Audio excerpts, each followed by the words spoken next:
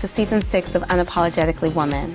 We are celebrating phenomenal women all across Kentucky who make no apologies for their perspective or the impact they're making in the community. I'm your guest host, Kamisha Powell, and today we are celebrating Heather Hadi. Heather is a mom, an advocate, a public speaker, and founder of principal attorney of Heather A. Hadi, PSC, Unapologetically Woman. Heather Hadi, that's you. Welcome to our show. Thank you so much for having me. It's an honor to be invited on. We're so excited to have you. Thank you. So tell us all about you. I want to start with childhood. What's childhood Heather like? Sure. So childhood Heather is very similar to adult Heather, determined and stubborn. And I always liked to argue. And I think that's kind of how a lot of lawyers find their passion for litigation, especially. And I remember when we had a school fair. I was in elementary school here in Lexington, and there was a table that had nothing on it, and it was just a tall, older gentleman in a suit, and he looked so fancy, but he didn't have any cards, he didn't have any pamphlets. So, you know, it was one of those moments that intrigued me. And I asked him, what is it that you do? It was a career fair. And he said, well, I argue for a living. And that's when alarm bells start going off. Wait a second, I can actually argue and get paid to do that? So that's what kind of spurred me in childhood to be where I'm at and who I am today. But childhood Heather also liked to ride bikes, do the normal kid stuff. I was very involved in high school as far as with the cultural club. We had like a mock UN, and so that started getting me into the world of international politics, international law. So I've always had a bit of a fighter spirit. So you've had that since childhood. Since childhood. Now, how did you apply that? So how did you get to where you are now? How did you become the attorney that you are? Yeah, so I'm not sure if they still do it at high schools. I'm sure they do, but there was something called mock trial. It's like a team of, back then it was a bunch of us nerds who liked to argue, and we got to kind of play the role of an attorney. We got to learn some of the basics of what makes the U.S. Constitution and what types of laws and different arguments that you can provide to a jury or to a judge panel, and you can really change the outcome of somebody's life and even of laws and how it affects multitudes of people. So mock trial is really where I was able to understand what being an attorney would entail. You know, it's not just getting up in front of a judge and arguing. Right. It's a lot of trial prep. It's a lot of changing the way that you think and how to attack a problem on many different sides. And so I think that mock trial was the biggest accomplishment for me in high school. I was the first freshman to be on the varsity mock trial team. Okay. And yeah, so I really enjoyed it. I got to travel all around Kentucky. I got to meet other attorneys, people who were former judges. And so it got me really excited about the prospect that this could be the rest of my life. That's amazing. Yeah. So can you explain what it is that you do now? I know there's different types of attorneys, so what is the type of work that you do? Yeah, so, you know, once you get your license, you kind of have the freedom for the most part to see what you'd like to dabble in, you know, whether it's criminal law, constitutional law. I happen to fall within the niche of immigration law. Okay.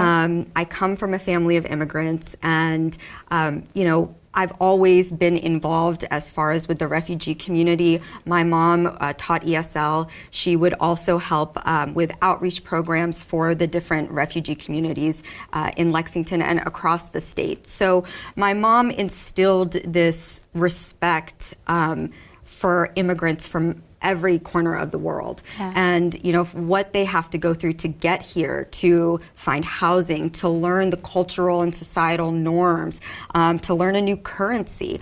All of that was a foundation for me to kind of jump off of and become an immigration attorney, because it's serving a group of people that not only had I been exposed to early on the beautiful cultures that we have around the world. But also, I was seeing the injustices that the immigration system was causing even within my own family. So, when it takes 25 years to get your sister or brother here to the United States, we have a broken system. I didn't know if I was going to be working against the government or for the government, but it turned into more of like an advocacy and defense role in immigration court. And that sounds deeply personal. Did you find yourself facing any stumbling blocks or challenges to get to become an immigration attorney? Yes, it's, I went to a great school. I went to St. Thomas School of Law down in Miami, Florida. So I got a few years at the beach, which is nice.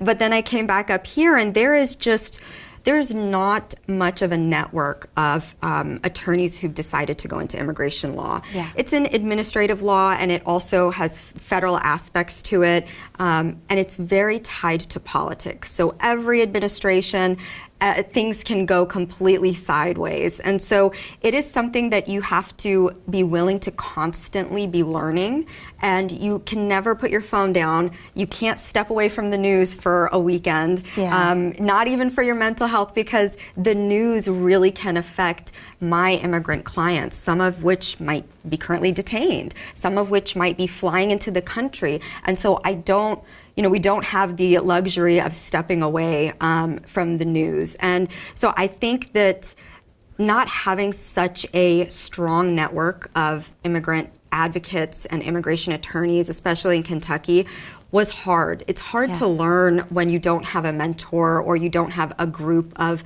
colleagues that can kind of guide you. Yeah. And so if someone were looking for an immigration attorney, how would they go about finding you? Anybody can always reach out to us. We have an office here in Lexington, and our number is 859-685-2194. You can also text our office. We have a great social media team as well, so we're pretty active on social media. You can always do Zoom meetings too. We have an immigrant population, especially right now, that can sometimes be scared or intimidated to go to see an attorney or to even venture downtown, and so we do offer phone and Zoom options for people who may feel uncomfortable, venturing downtown here in Lexington. We also handle all across the nation cases because immigration is federal. So I have clients from California to New York to Florida, some of which I've never met before, but that's kind of the beauty of immigration law. Yeah, that's lovely. What I've noticed in town is some of the places that do help with immigration law or even just helping in the community with immigrants don't look like them. Did you ever face that, just as a child? I know you didn't go through that process, but just as a child, and if that affected one of the reasons why you became an immigration attorney? And then also, if you don't mind sharing your culture, because I would like for people to know, she comes from this, so she can relate to me. Yes, absolutely. So I was born and raised here in Lexington, but my family is Iraqi, so we're of Arabic descent. Although I did my 23andMe, and it was like you're half Iranian, half Iraqi, so you never know. But yeah, and so my grandmother immigrated here, as well as my grandfather did, and my dad also immigrated here from Iraq. So but we do have such a diverse client base here in Lexington. We have a very thriving Hispanic community. We have also a thriving African community. We have so many communities here, and people don't think about that when they think of Kentucky or Lexington. But we really are a hub for immigrants because it's such a beautiful city. But yeah, when you look at some of the billboards, and especially when you go to the bigger cities, and you're right, it can be hard to find an attorney that is relatable, especially when you are maybe immigrating here and you want to feel like you're being understood.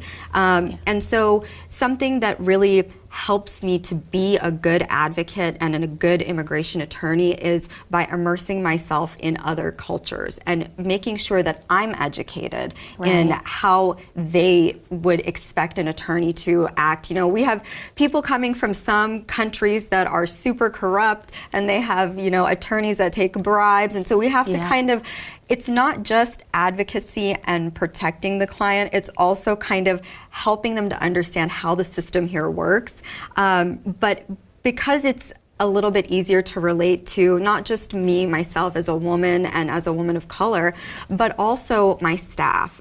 You know, we are fully Latina firm and Latino firm, except for the owner. I love that. Yes. I love that. And, you know, I think that does give a bit of comfort to our clients, knowing that, you know, not only do we are bilingual, but we also understand where they're coming from. Yeah, the language and the culture. And the culture, yes. So, when you're not fighting for people, I hear you're fighting people. Yes. I hear that you were a boxer, or that you do box. So tell us a little bit more about that. Absolutely. So yeah, my boxing days are over, but I did box for quite a bit of time when I was right as a freshman here at the University of Kentucky. So I boxed on the UK boxing team for about a year, and I also boxed privately at I think the gym is closed now, but it was called Four Seasons. Yes. And Coach Reed, he was one of those coaches on the MMA shows, and so he was a fantastic coach. You know, we had even been accepted to the Golden Gloves up in Indianapolis, but